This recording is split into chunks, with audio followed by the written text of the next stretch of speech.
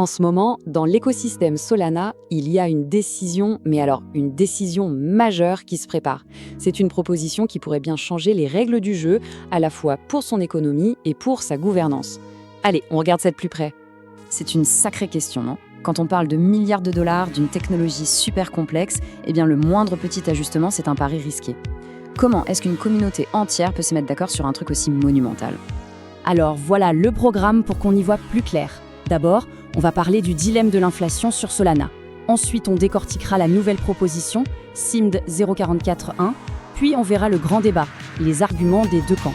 Après ça, un changement majeur dans le système de vote, et on terminera par, ce qui va se passer maintenant.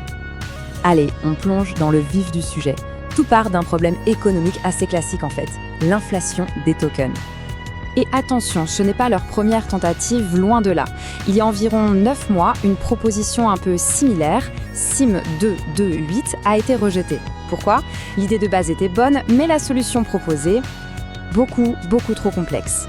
Et pour bien saisir l'ampleur du truc, TusharJane avait même dit que ce vote était le plus grand vote de gouvernance crypto de tous les temps. L'échec de cette première tentative a vraiment marqué les esprits et a ouvert la voie à un plan radicalement différent. Et c'est là qu'arrive SIMD 0.441. L'idée, c'est de proposer une solution bien plus élégante et directe au problème de départ. Là, on change complètement de philosophie. On laisse tomber le mécanisme de marché hyper complexe et imprévisible pour une règle toute bête, mais directe. On double le taux de désinflation. Point. Donc en chiffres, ça donne quoi ? C'est simple. On propose de passer le taux de désinflation annuel de 15% à 30%. C'est un changement clair, net, sans chichi.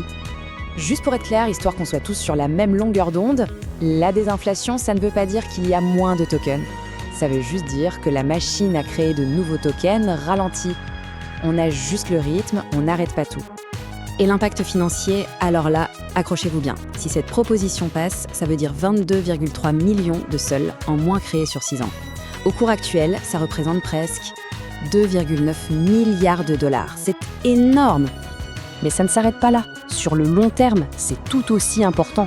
Ce changement permettrait à Solana d'accélérer sa feuille de route économique et d'atteindre son objectif final d'inflation de 1,5% avec 3 ans d'avance. Bon, évidemment, ce serait trop simple si tout le monde était d'accord. On arrive à la partie un peu tendue, le débat. Parce que même si la proposition a l'air simple, elle est loin de faire l'unanimité. L'argument principal des opposants, c'est quoi ? En gros, la crainte, c'est que la baisse des récompenses fasse du mal aux plus petits validateurs, qu'ils ne soient plus rentables. Et ça pourrait pousser les gens à confier leur sol aux plus gros acteurs, ce qui augmenterait la centralisation du réseau. C'est un vrai risque. Et ce n'est pas tout. Une autre inquiétude, soulevée notamment par Michael Hubbard, c'est que des récompenses plus faibles pour le staking, donc pour ceux qui sécurisent le réseau, pourraient rendre la finance décentralisée, la DeFi, moins intéressante et donc freiner toute l'activité économique sur Solana.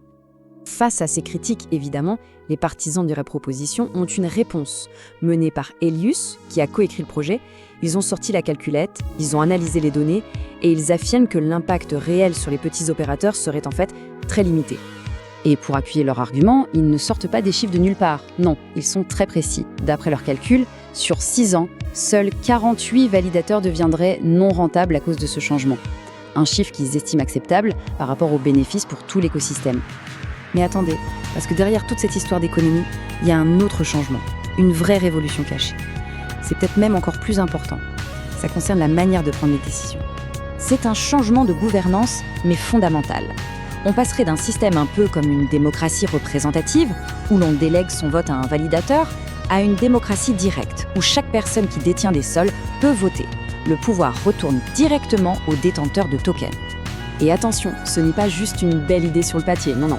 Il y a une véritable infrastructure en cours de construction pour permettre ce vote direct.